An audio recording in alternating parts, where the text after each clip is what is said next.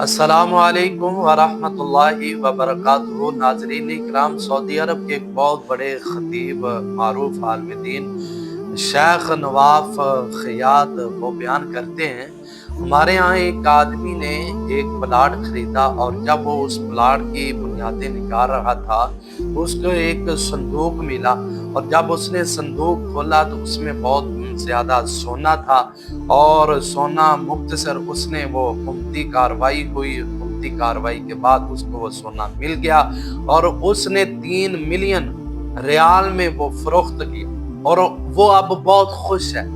اتنی اس کو خوشی ہے، اس کے پاؤں زمین پر نہیں لگ رہی، اس کو 3 ملین ریال کا خزانہ مل گیا۔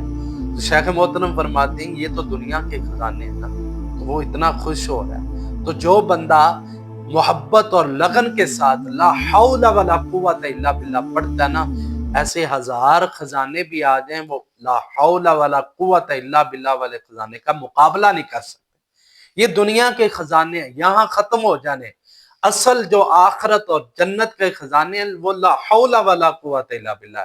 تو ناظرین کرام، یہ بہت مجرب وظیفہ ہے، بہت باکمال وظیفہ ہے، بڑی محبت والا وظیفہ ہے۔ اس کو کثرت کے ساتھ پڑھیں۔